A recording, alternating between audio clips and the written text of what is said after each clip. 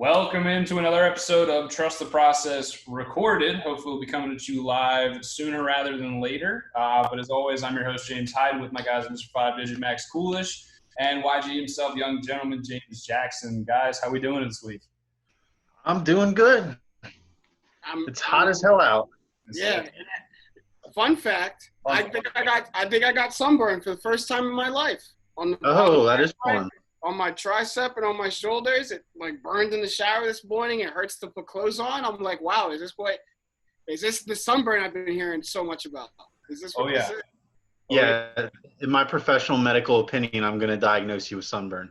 Can't wait to Dr. Matt. go through all the stages, peeling and all that. I'm excited for it. Well, gentlemen, we're going to get right to it. So this week has been something. It's been kind of out of left field with pretty much every headline that comes across the desk. So what we're going to start with is something we touched on a little bit last week. It's one of the more divisive topics out there. With all the conversation around the NFL, how they can really show that they actually care about their players, can correctly advocate for them. There's been a lot of buzz about what to exactly do with Colin Kaepernick. There's been a lot of ideas tossed around about bringing him back into the office, having teams try him out. So, I mean, I'd like to remind you guys, he's only 32 years old. I mean, if there's anything that recent QBs have taught us, Drew Brees, Tom Brady, Phil Rivers, I'm not going to mention Eli Manning because that play dropped off a little bit towards the end there. But sources say Colin Kaepernick is in the best shape of his life. And who are we to argue with that? What's the likelihood, James, of an NFL team giving him a return? A team giving him a return? I'm not sure. To be completely objective, I would absolutely love to see it. You look around the league, or you see, of the 32 starting quarterbacks, you would think probably at the very least, Colin Kaepernick's probably better than 10 to 15 of them right now. Backup quarterbacks, there's probably two that are better than Colin Kaepernick. But point being that Cap can 100% have a job in the NFL and be successful. Is that something that I see teams opening up to right away, just knowing the nature of the NFL? Not really. So I'm not going to expect that. I'm not going to give myself false hope. But an NFL return in terms of being associated with the league and having him being one of the driving forces and one of the captains for advocating social change in a league that so desperately needs it, I think that's the most likely NFL return we see from Colin Kaepernick. Max, me and you talked about this last episode at length, that I think that's the biggest way the NFL can right it's wrong. Now, if Colin Kaepernick thinks he can still play, he's in the best shape of his life, I personally want to see that. This is a guy who went to multiple NFC championship games, went to a Super Bowl, and if he's in better shape than that, I think that's a little bit intriguing. But I just don't think we should expect that from a league who's let us down so many times in the past. But an NFL return in the front office is what I would expect to see, if anything, from Colin Kaepernick. Yeah, I definitely agree. I kind of talked about this last week, where after a certain point where a guy's out of the game itself, actually playing and going through the week to week, like at a certain point, it is like maybe they are too far out. And if he's in the best shape of his life, then I'm sure he can get back in a game shape, no problem. But there's, you're not going to sit here and, no one's going to sit here and tell me that there won't be rust of some kind.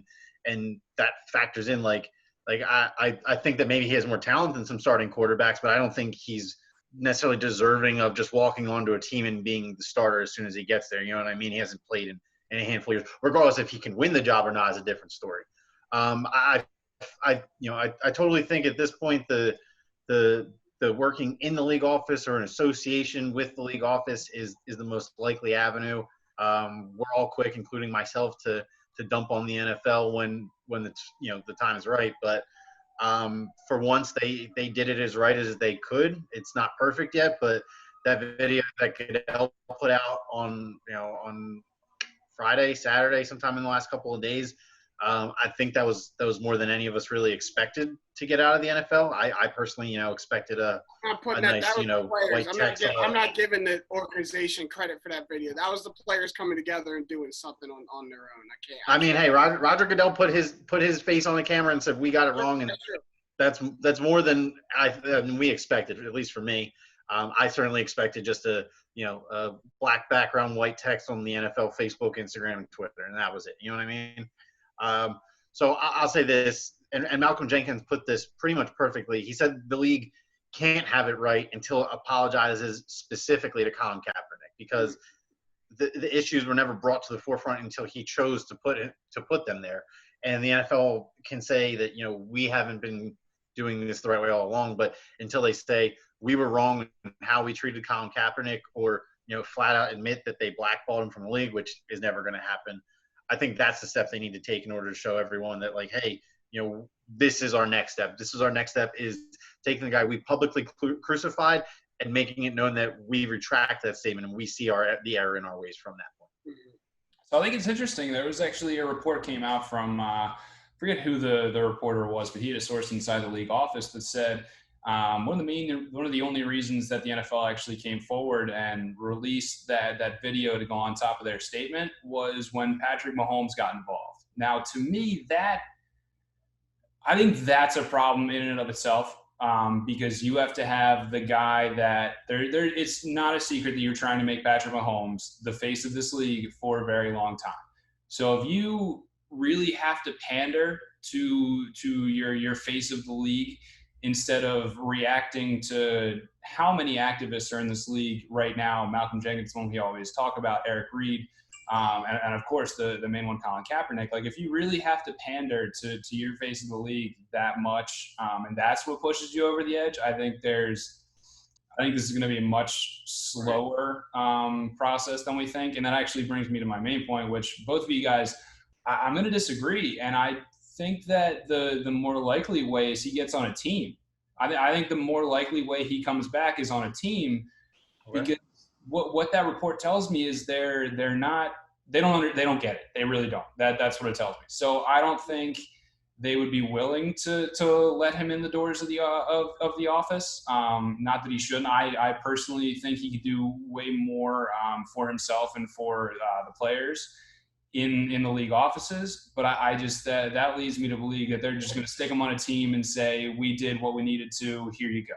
Well, here's the thing. I think it's the right thing to do is to do right by Kaepernick, and that's what the apology is. The apology is, we're sorry, and what do you want to do? If he wants to step in the league office, then make room for him. But if he says, I'm in football shape, I want to play, then I think you have to go to all 32 teams, all 32 owners, and say, you must legitimately give this guy a chance. He might I need multiple workouts. Give him his own combine. Show up and watch him work out and believe him. So I think in that standpoint, but also to your point, Jimmy, like, it might be more beneficial maybe for him to be on a team on a boots on the ground sort of thing, instead of being high up and being in the league office and kind of being almost disconnected from the players. Because remember, it was when he first took that knee, he wanted the players to start speaking up. He wanted the players to be the driving force for this. So maybe he needs to become one of the players again and go back to that, boots on the ground mentality and say that this issue is still, alive and well. I want to be with all my brothers and fighting this issue through the league. Right. Yeah. I hope something meaningful comes out of it. And it's not just like what you guys said, the Band-Aid moves and just the pandering that we usually see from the NFL. And something that I'm going to do this week is, I don't know. Yeah, Max, go ahead. Really quick. I just want to say that if he does end up back on a team, we won't know for a while, because at this point, his best fit for a team would be filling in for injured starter on potential contender. Like, I don't think he would really have any interest in going to, I don't know, like Carolina and competing with Teddy Bridgewater to go 5-11, or going to Chicago and competing against Trubisky and Nick Foles for the chance to be the starter on that team. You know what I mean? So I think that, for example, obviously it's going to come down to the ownership of that team. Like, if, God forbid, if it happens to Carson this year, like Jeffrey Lurie, the kind of guy who would maybe take that chance. I don't know the beliefs and the political affiliations of all the other 31 owners in the NFL. But you have to imagine that even if there are quarterback injuries, you still have to have, the guy at the top. And, it doesn't matter what you say, how many workouts you make them put Kaepernick through. Some people are going to have, that track mind where it's, this guy is disrespecting the flag and this guy's a distraction, and it doesn't matter. So I think for him to end up on a team, it's got to be more of a perfect storm person. And I'll say something. There's a report calling for the Minnesota Vikings to sign him because that's where Mr. Floyd lost his life and where all the protests and everything started this past few weeks. And I'll tell you one thing: he is years better than Sean Mannion. But that's as far as I'll go into that topic. It's weird that you said the Vikings had been called to sign him because they were the team I was actually going to use as an example before I said the Eagles. Like Kirk Cousins going hurt was like the first thing I thought of. Like, hey, the Vikings could use Colin Kaepernick if Cousins. There's tons of people out there wanting them to either sign Kaepernick or Cam Newton. I've seen as a very Cam Newton still doesn't have a team. That's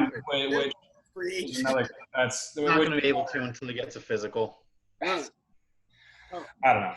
But something I'll be doing this week is, if you're watching this later recorded, because you'll have to, the MLB draft is going on right now. And speaking for all three of us, we are absolutely amped for the MLB draft. So absolutely, man. Updates.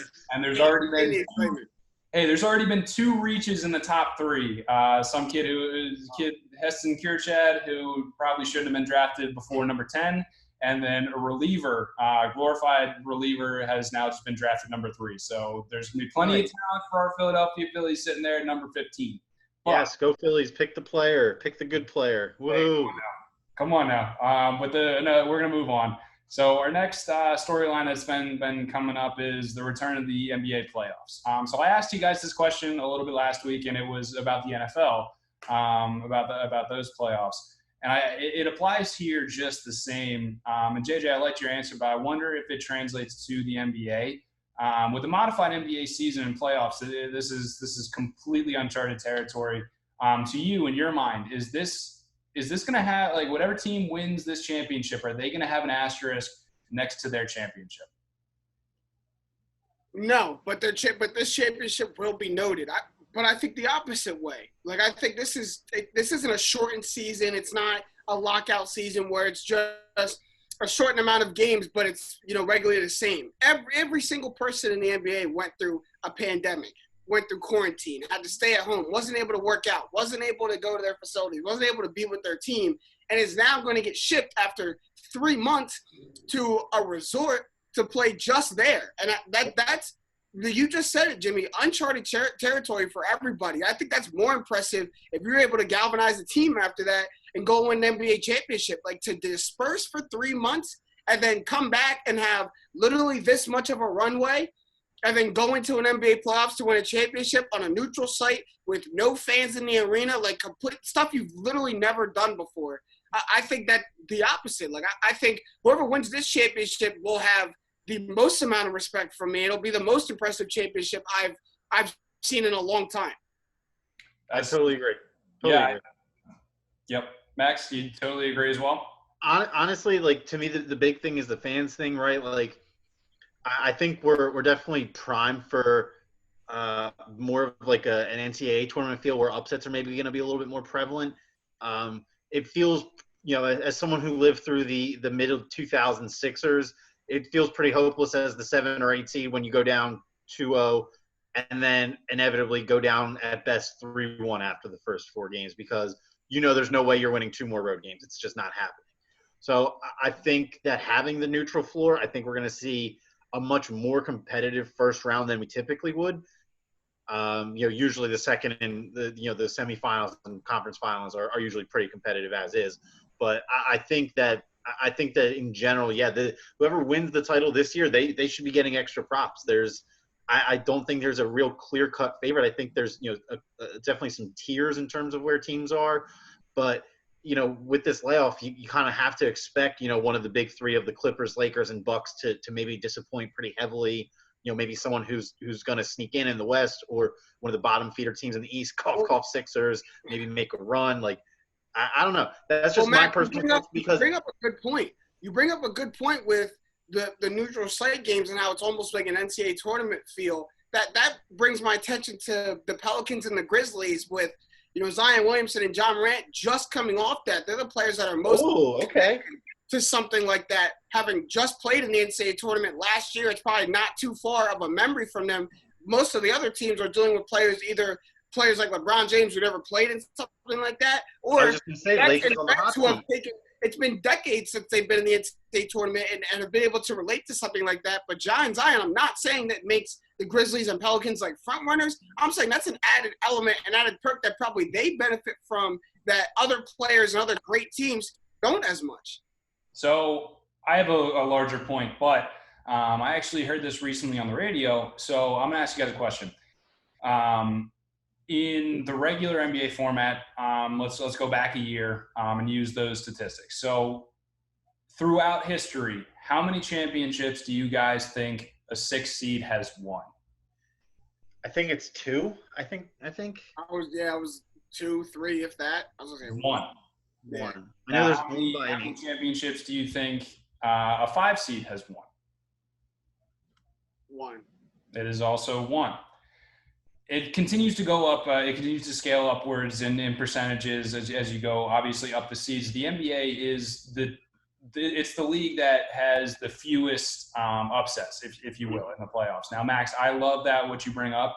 I really hope there is just a ton of upsets this year. I think that could make for some fantastic TV. And I think those stats that I just gave you, I think they're out the window, and I think that's good. I think I love that. That's fantastic. There's a reason everyone cheers for the underdog, and in the NCAA tournament, it actually comes to life because you don't need to go to Chapel Hill to play North Carolina, or you don't have to go to those daunting, storied, gyms or fields or wherever. That's the beauty of neutral games. That's why in college football, the first, if you want a real shot at a national title and you're on the bubble, you schedule 2 or 3 neutral site games against quality opponents, and that's what LSU did this past year. They were not in the title contention, and obviously they went undefeated, so it didn't but they had a couple neutral site games, and that really got them on the map in the early parts of the season. Exactly. So this is going to bring us to my favorite question of the main event. Oh boy, came out today that Mr. Joel Embiid is in the best shape of his life, that he has something to prove. Ooh. As if he Love that. But when the NBA season starts in July, what really is that exactly? Like, what Max? What can we expect from Joel Embiid, the individual? What can we expect when he sets foot on the floor in Orlando, Florida? So, he hasn't been as in front of the cameras as I guess maybe all of us kind of would have expected over the last couple months over the quarantine. And Embiid's never been shy to get himself out there. I read this interview, right? This quote sticks out to me, right? This is maybe just me personally, but it's always nice to know that your star player, or if you're a neutral fan of his, just a star player is kind of aware of themselves. Like take Kevin Durant, for example, right? Like Kevin Durant knew the whole world was calling him soft for going to the Warriors, but he took that in stride. He admitted that, like, yeah, I get where they're coming from. Like that wasn't like the most challenging thing that I could have done at the time, but I wanted to win titles, so I'm cool with that. This is the quote that stuck out to me. And this is what Embiid said when, it was kind of brought up to him how he had started to play better after the All-Star break, then he got hurt, and then he played one more game before the hiatus, and that was 30 points and 14 rebounds, right? So this was the quote. I felt like before the season got shut down, I was on that path. Especially after the All-Star game, my mentality completely changed. First part of the season wasn't up to my standard, not even close. I was on that path of changing it all, go out and make it happen, right? Like, very few athletes don't experience lows. Like, I'm sure if you go back and look at any athletes in career and history, there's not, points in times where they are honest with themselves, and whether or not that's public to the media or not is a different story. But, it's to me, it's refreshing and positive to hear him say, yeah, I was kind of checked out. I realized that I was starting to turn around, and I'm pissed that I didn't have the chance to make that amend before all this happened. Now, for the last 3 months, that's been stewing in me, and I'm ready to go. That's how I'm going to approach it. Part of that is the fan of me, but I think that it's not too far-fetched to say that, having that, finding your focus again and then having it taken away from you is almost, it's an additional motivator. It's like, damn, I've been wanting to correct this, but now I don't even have the opportunity to, so now I have to wait 3 months to do it, or 4 months, or 5 months by the time the games actually start. So I'm going to say this makes me, as a Sixers fan, hopeful.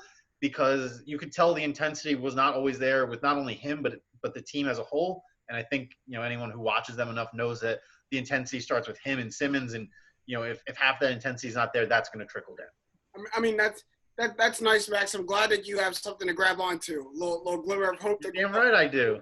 I'm glad a Sports Illustrated article dropped at 4:45 in the afternoon, gave you something to grab onto as a Sixers fan going into these playoffs. I'm happy for you. Day. No, I'm very happy for you. Just softball question here. Answer me this. What's Joel Embiid's biggest point of emphasis going into the playoffs? What's everyone looking for him to improve on? Health. Health and stamina. That's what he's got to prove. If that's the question, it's him being first quarter Embiid in the last 6 minutes. Thank you. Not really falling apart in pivotal moments. We can't have a Miami Heat game happen in the playoffs again. We can't have that. If you're asking me what is that he needs to prove, it's that he can sustain a full game of productivity from first tip to last buzzer. That's what I think we should expect from Joel Embiid. I'm not going to put out, I need monster games. I need triple doubles. I need 30 and 15 games. I need consistency. I need the same Joel Embiid. Well, if you're the same Joel Embiid from quarter 1 to quarter 4, the result of that is probably a 30 and 15 game. So, but I'm not going to look at anything in particular, but that's what he needs to prove. That's what he's out to prove. You could tell, you said it, Max, the intensity was not there. He was sluggish at times. I mean, there were times where he played the Atlanta Hawks in the fourth quarter. Joel Embiid is the most tired person on the floor against the Atlanta Hawks. Like that's where you need to go out and have one of your best games. So that's what he needs to prove. That's what all eyes are going to be on, at least for the first couple of games, is your stamina improved? Yes, you may have been pissed that you had to take a 3-month hiatus, but did you address your main flaw in those 3 months of hiatus? Because you very well could. I mean, best shape he's been in a while, it says, or best shape of his life, whatever it was. I don't know. I'm all for a gas-up article about someone being in the best shape of their life. Gas-up article. I'm glad you can recognize that. I'm glad you can recognize that it was a gassed-up article. That's all it is. That just seemed the amount of times that I've heard best shape of my life is. Heard it twice in the show already. It's kind of ridiculous. And you know what the bad thing is? I'm actually not too worried about the basketball. I looked up the Chick-fil-A's per square capita in Orlando, and guys, I'm scared, to be quite honest. There's way too many in Orlando for the habits of our Sixers team. And honestly, I don't want to see Matisse Thybulle running around they'll send Tease out to all of them. I don't want to see Matisse running around Orlando, Florida for the greater part of Max?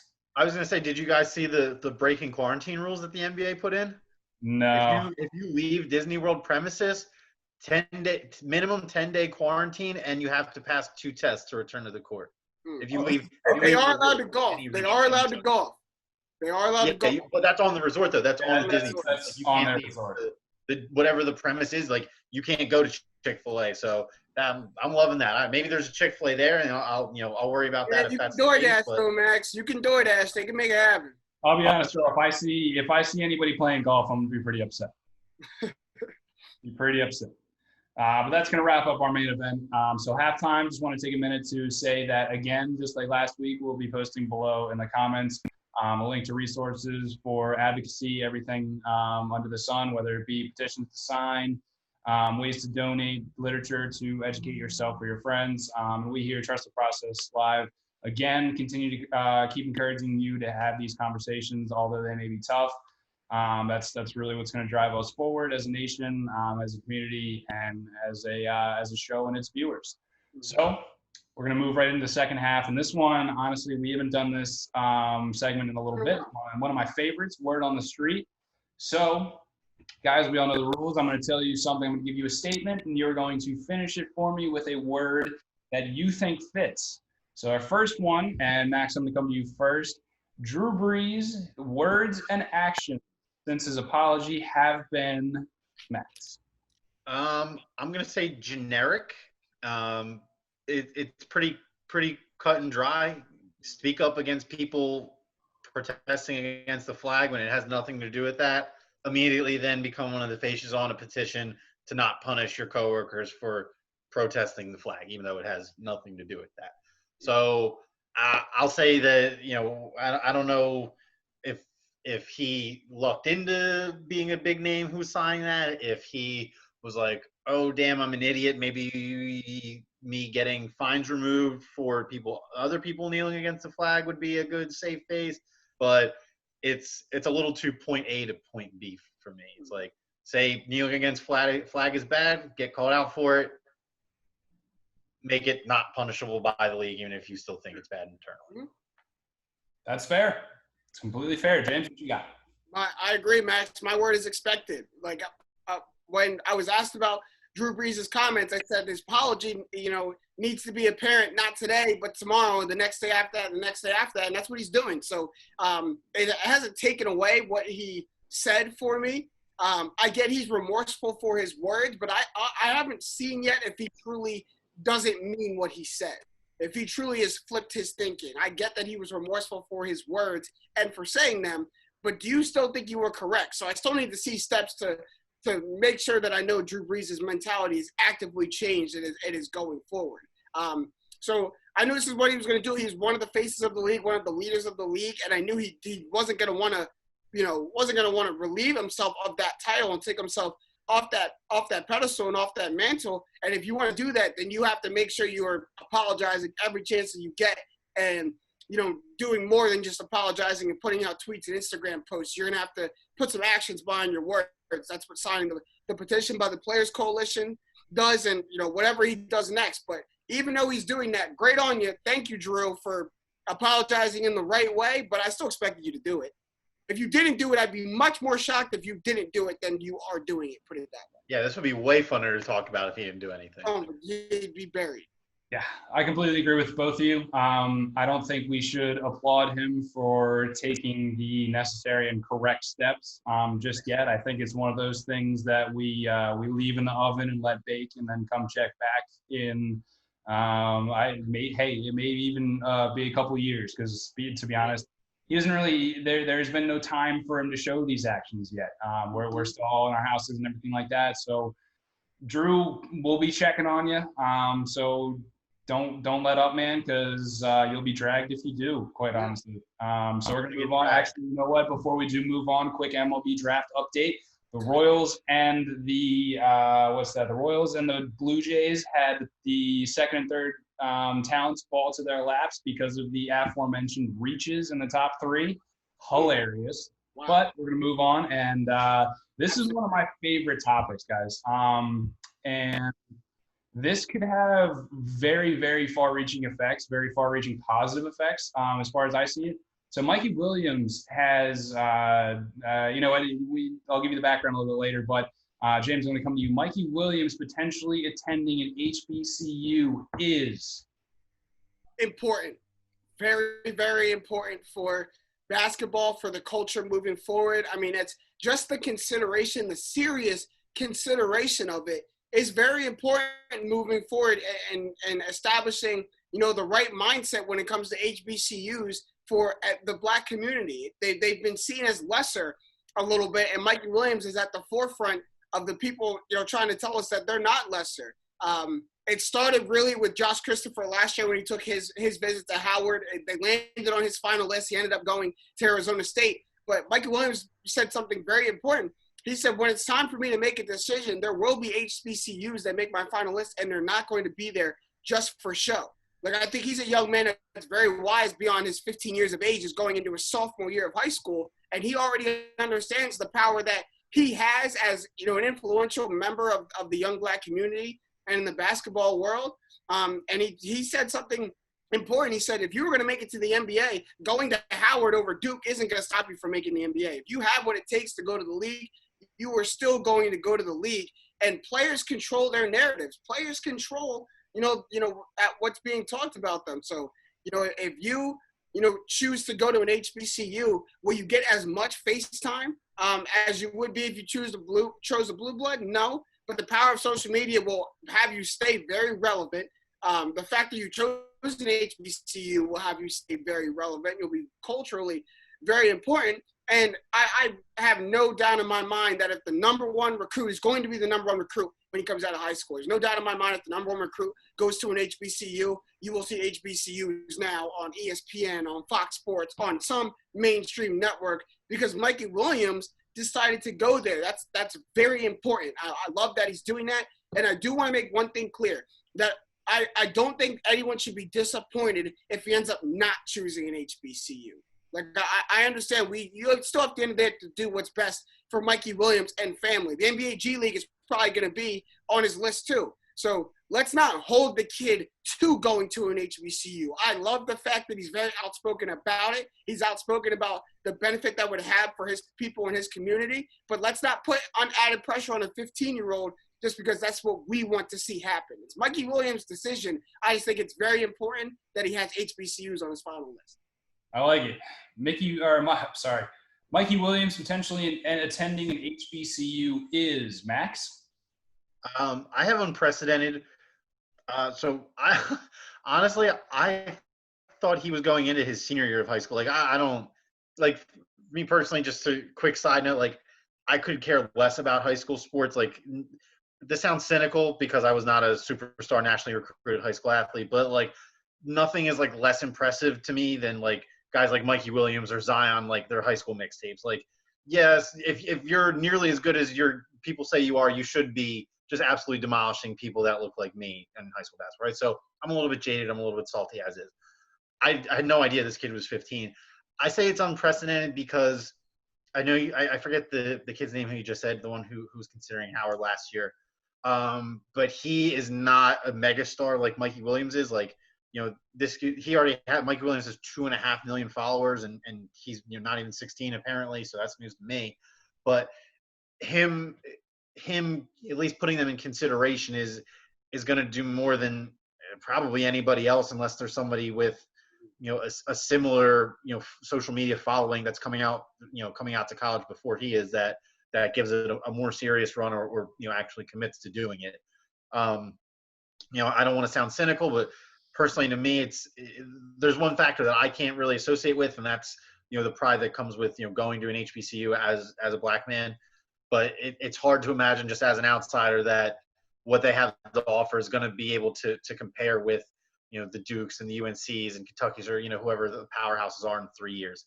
But it might not matter because this kid's already, you know, he's bigger than Jesus already. He's 15. He can't even get a permit in the state he lives in probably, and he's got enough backing to he can go to anywhere. He could go to a technical community college, and ESPN would still show up at all these games probably because he's that famous. So I'm going to say it's unprecedented for the circumstance. Props to him if he follows through with it. Obviously, we shouldn't expect it from him. I think you make a great point, JJ. It's very selfish just to say because he's considering it that he's obligated to do it. But just, you know, personally to me, as you know, someone on the outside of the fly on the wall, I just don't know how you could choose that over, you know, the quality of program you'll get at one of the traditional powerhouses. But, you know. I like the point you made, JJ. We can't hold the kid to a decision just because he mentioned that an HBCU is on his list. That's very true. We can't expect that kind of weight to be put on a 15-year-old realistically. That's ridiculous. I think it's very important because him even considering an HBCU could affect kids all the way down the list. You know what I mean? Like a 50, 60 something rated kid in the nation could now see this and go, oh, you know what?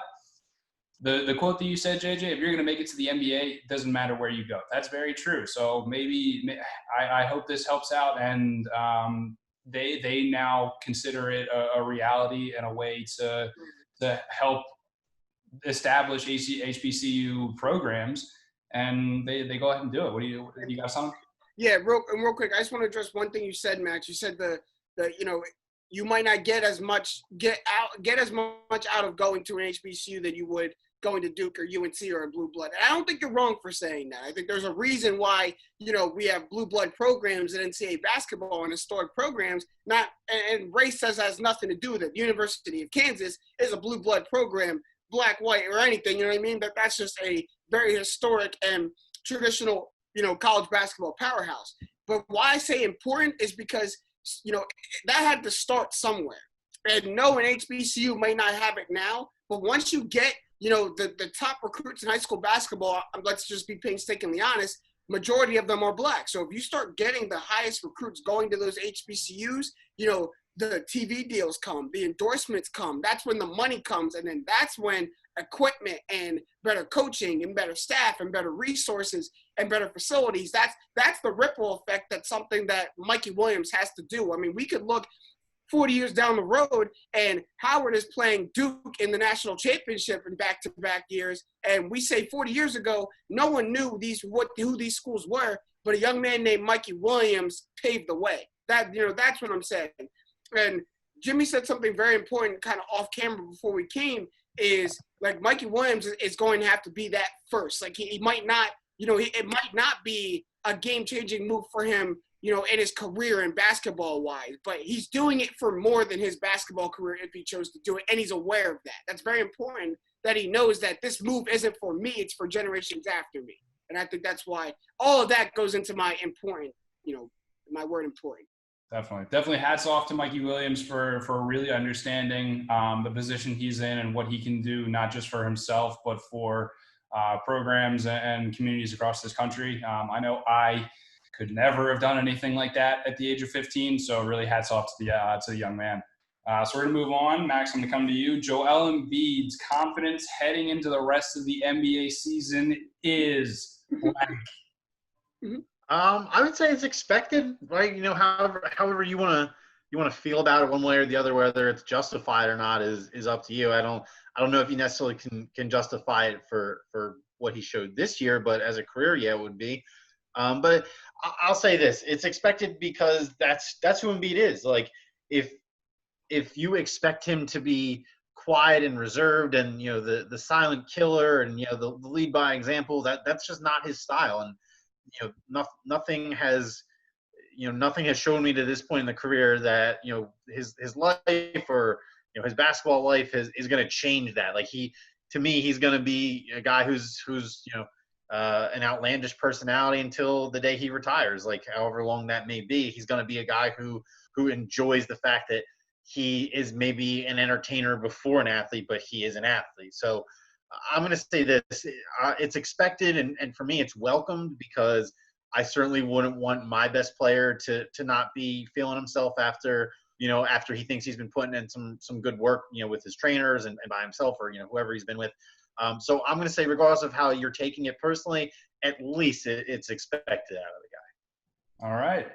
JJ, Joel Embiid's confidence heading into the the rest of the NBA season is noted. It's noted. I see the talk. Now at the end of July, make sure the walk is there as well. I mean, I kind of alluded to it when we talked about this in the main event. I don't think you're wrong, Matt. It's expected and welcomed. If you're a Sixers fan, I'd welcome it too. Absolutely.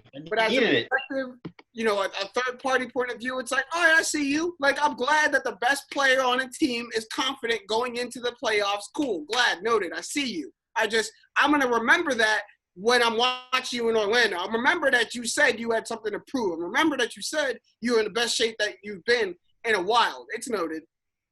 All right. Hey, Joel. JJ's keeping the receipts, so if that walk isn't walking, we know who the first person on you is going to be. Yes, sir. So, everybody loves to talk, then its tweets aren't loading right now.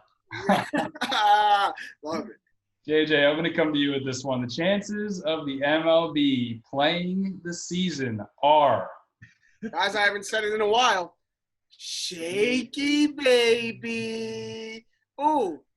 They're shaky. I mean, you get a different report every single day, right? Where one day it looks like it's heading towards it, and then the other day it looks like it's not. And the same day, we have players saying they're rejecting the league's latest offer, and Rob Manfred coming on the airwaves and saying he's 100% confident that the MLB will have a season. So at this point, it's like, well, I don't know what the truth is right now. I saw the latest proposal from the league office to the MLB players, for the makeup of the season, and it still wasn't addressing the main problem of what the players have, is that they're not getting that full compensation of that prorated deal that they agreed to in the beginning of, this pandemic.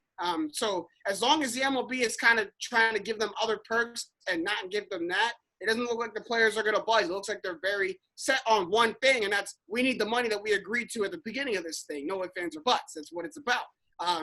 And I kind of don't blame them. Look, you're entitled to that. Go and chase it. If as a whole, the whole Players Association, that's what you want, they can go chase it. But I see a war waging and a battle happening right now, and it's shaky, baby. Max, the chances of the MLB playing in the 2020 season are. AJ, I love your pessimism. I also love to crap on the MLB because they're actually more incompetent than the NFL, generally speaking. Traditionally. But the chances that there is some form of professional baseball played in America this year is 100% guaranteed. There is – look, I would hope that nobody, especially someone who has found their way to the head of a professional sporting organization, is dumb enough to say that no season would be more overall beneficial than giving the players the money that they want and salvaging what you can. Because frankly, let's face it, even though baseball's been on the downswing, it is still a huge popular sport in America. And let's be honest, maybe we needed a little break from baseball. Maybe we needed to see some other people and realize that, as the weather starts to get hotter, we do miss baseball. We do want to watch baseball because on days like today where it's 91 and feels like 98, I'm not going outside, and I would love to watch the Phillies play baseball from 7 until 10 o'clock because that's better than anything I'd be doing on this hot-ass day. So I'm going to say this. Rob Manfred, you have one job to do, and that's to make it happen by any means necessary. I'm kind of with MLB and saying, like, if you guys want all this money, you got to give me something to work with here. Like, I can't give you, your full salary if we're playing 50 games, but the clock is ticking. We're a third of the way into June, and June is a month before the All-Star break. So something needs to get something needs to get happening if I'm not going to look like a total idiot for saying this. So I will acknowledge that, but I just can't see it not happening. I just can't. Max, you said something that I agree with, and the MLB owners and commissioner, they have done a very good job of sitting in the shadows and letting the NFL, letting Roger Goodell and all his infinite wisdom and all those rich old white guys take the spotlight and the heat for being kind of the tyrants.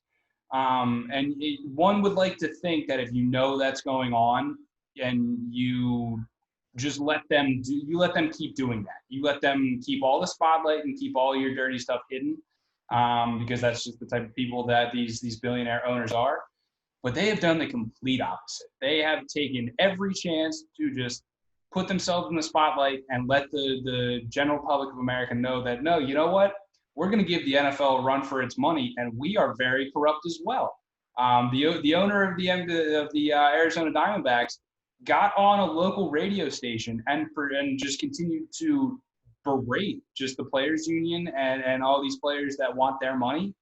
It's, to me, you can't be any dumber. You know what I mean? Like you get an opportunity to do right by the players and be the one sport that pushes through everything, and you just completely drop the ball. My last point on that, guys, Rob Manfred is going to go down as the worst commissioner in baseball history. Does your opinion change on him? Does it get any worse if I tell you that he is actually, his background is a labor and employment lawyer? Yeah, it gets much worse. Right. It gets much worse by saying that. What? That's the same. Yeah. I honestly, when I found that out, I could something new every day. Yeah. Continue to drop the ball. But I digress. Our last word on the street topic, and this one I love. JJ, I'm going to come to you first. USC, University of Southern California, ending its disassociation with Reggie Bush is long overdue.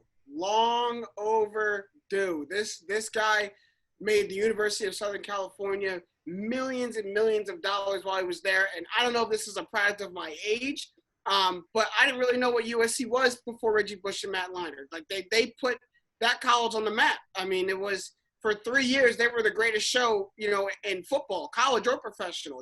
If USC was on TV, you were tuning in to watch them. And Reggie Bush didn't do anything that countless and countless of NCAA athletes have done. He just happened to get caught. And I think taking a Heisman and striking him from the USC record books is like, that was a huge punishment. Like, my goodness. So the next step is to get that man his Heisman back, and then we can all move on and remember President Bush for the great run that he had. Love that. Max, USC ending its association with Reggie Bush is? It's unnecessary. And wait, don't jump down my throat, please. It's unnecessary because it's a stupid precedent set by the NCAA in general. The NCAA, for some reason, I don't know who makes these decisions over there, but that person, they get off on the idea of taking away things that have already happened and have already tangibly been awarded. And it doesn't matter what you do unless you have one of those things from Men in Black. People aren't going to forget that those things have actually happened, right? People who watched college football between 2005 and 2008, or anybody that lives in the Southern California area, they know that Reggie Bush was by far and away the best player in college for 3 years straight. It doesn't matter what Heisman voting said or anything. Reggie Bush is like, he is top 5 highlight reels to watch, like him, Barry Sanders, Mike Vick, LaDainian Tomlinson. You can pick your 5th. Those are my 4 usual go-tos. Maybe Randy Moss probably is my 5th if I'm just spitballing here. But you watch him, and it's what he did was just so insane. The fact that USC, I don't even know if they won a title with him there because they lost to Texas. No, they won a Rose Bowl, but they didn't. They won the Rose Bowl, but they never won the BCS title at the time. Yeah. So, like, they didn't have any silverware to take away from USC. But like, for example, most recent one that pops in my head is the Louisville basketball team from 2015. They tried to vacate a national championship. What are you going to do? Go there and take the trophy and erase it off the school accomplishments board? No, everybody knows that it happened. Find them. Do whatever you need to do to punish the program. But retroactively taking away awards and accomplishments is such a hollow punishment because it's just damaging personally to the person or people that were involved. It has nothing to do with the school because the school still knows that it happened. Just because the school can't say, hey, we had the 2005 Heisman winner here or the 2015 NCAA tournament champions, doesn't mean that it didn't happen. So I think it's unnecessary for the steps to even be taken there. The fact that USC had to basically disown a guy who made them countless millions of dollars in revenue and made them one of the most attractive college football destinations on the planet, single-handedly almost. The fact that the NCAA forced them or encouraged them to essentially ground him or put him in timeout for 10 years and then say, okay, come out, we can be friends again now. It's just such a stupid way to operate as is. And for all the dumb things the NCAA does, that's like probably the highest cross between dumb and just plain inconsequential. Yeah. What does it do? What does it do? It's just like, it just gives people more reason to call the NCAA stupid, like we are right now. Like, it doesn't do anything. Right, that's inconsequential because how does it punish the school? Like, exactly. I've always wondered why Reggie Bush got such the brunt of this, and like taking away his Heisman and vacating his stats doesn't punish USC. Like, USC still had that run, still made it to a Rose Bowl and a BCS national championship. So taking away Reggie Bush's Heisman doesn't punish the school at all. It doesn't do anything for Pete Carroll, who was the coach at the time. Like, all it does is punish Reggie Bush really mentally. Like, all it does is make him look into a trophy case and have memories of something that doesn't have a tangible thing to back it up for. Like, that's it to me was like it's just damaging to Reggie Bush's legacy. It doesn't do anything to USC, and that's the most unfair part about it. And also, really quick, his teammates and coaches too. Like, yeah, that's an individual award, but like, is his offensive line gonna go around bragging for the rest of the life that they blocked for a guy who got his Heisman taken away because of recruiting violations? No, the offensive linemen of that team are gonna say, I was a starting offensive lineman for Reggie Bush's 2005 Heisman season, right? Like, and then, that's a legendary statement. That is a legendary statement to make. It is.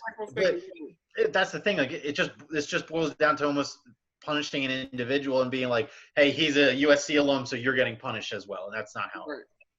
Yeah, disassociation is probably the craziest NCAA policy, and me just saying that feels weird, just given how absolutely asinine most of the things the NCAA does.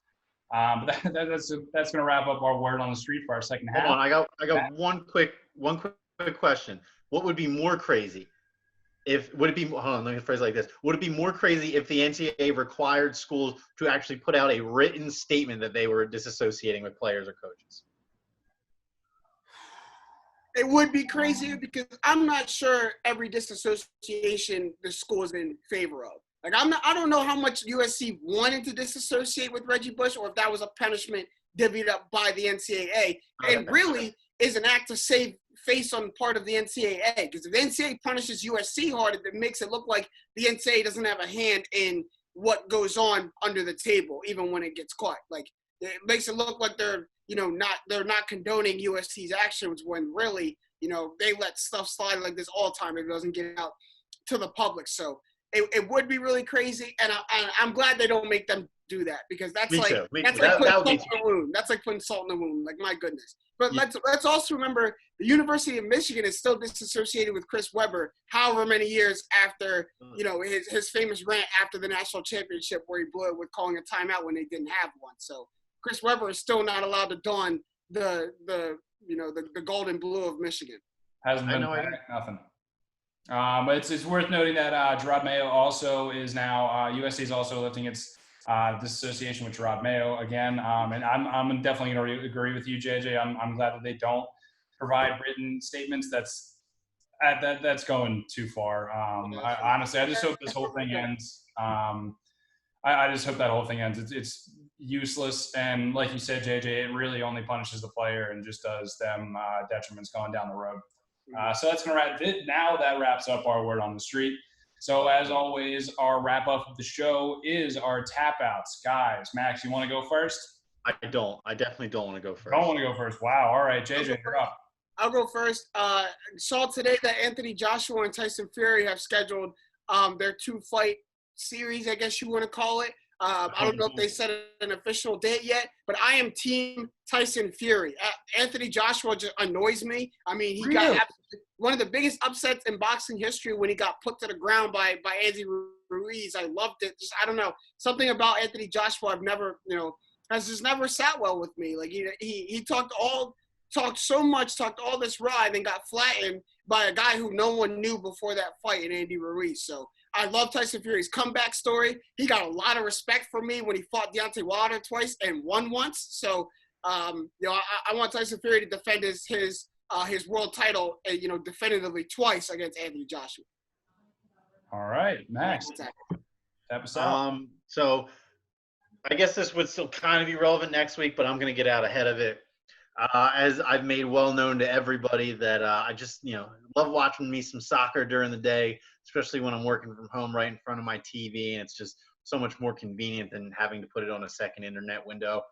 With that being said, it's basically like Christmas in June for me coming up this weekend, because we have 2 more top flight leagues starting up over this weekend, and all 5 of the top flight leagues will be back started up by the 20th. So over the rest of this month, basically, I was talking to some friends of mine, and I realized that the timeline that all the soccer leagues and cups are going to follow, soccer should be ending probably within the last 10 days of July, which means that I have nonstop sports to lead me up to the NBA, which I'm pretty sure, I don't know if this is positive yet, but I think they're to minimize the number of people there. They're only going to have 1 game or 1 court set up for broadcast, which potentially means that the NBA might be running 4 or 5 games in a row all in the same court, basically giving us sports all throughout the day, because the NBA can't schedule double headers on national TV anymore, because when the Rockets and Warriors play, it's also in Orlando, Florida, just where the Raptors and Sixers played. So it's not fair to have games starting at 11 o'clock and going that late. So I think, in my opinion, or my best guess, is that we're going to be seeing a lot of the Christmas Day style schedule for the NBA, where it is just rapid fire down the line. Sensory overload. Maybe you get 30 minutes here or there between games, but I haven't done the math. But if they're playing, 22 teams worth of 8-game regular seasons, they're going to need to do 4 or 5 regular season games a day to give everybody a rest day between games and get things done. You're very right. I think what I'm getting at here is that for the next 3 months straight, we might just have nonstop sports from noon till midnight every day. And just, if you're watching this, or I know you two can feel this, if you're watching this right now, you can tell how just excited I am about talking. I literally can feel your energy. I am juiced up over this. This was all over text message before, so now verbalizing it for the first time, I'm really talking Got you in. I love that. So that's it for me. I will give you guys status updates about how many hours a day I'm putting in front of the TV, if that's how things shake out. I like it. Sensory overload sounds pretty much exactly what I need right now. It's fantastic. And before I get to my tap out, quick MLB draft update. Two of the guys that I liked for the Phillies at 15 have since been taken. So, hey, fingers crossed that we can find some talent at 15. There's a lot of it left. So we'll see who the Phillies come up with, and we'll let you know via social media. Quick counterpoint. Wouldn't that mean if two people that were targeted for 15 are going in the top 10, doesn't that mean more talent slides to 15? Yep. Oh, no, you're definitely right. That's what that means. There's so much talent left on the board, whether it be college bats, college arms, or if they want to go the prep route, which the Phillies have traditionally not liked so much. Positive vibes.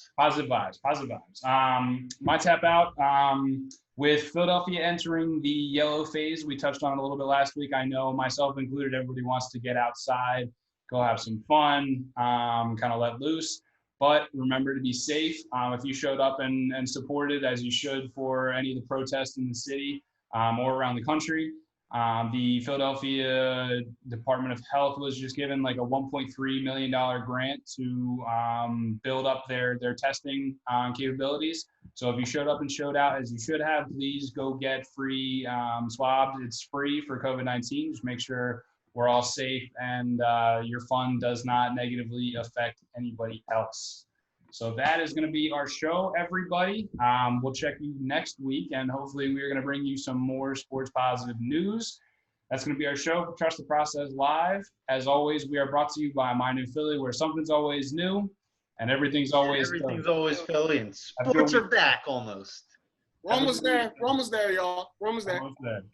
Are the NBA Finals going to be over before MLB plays a game? Don't depress me.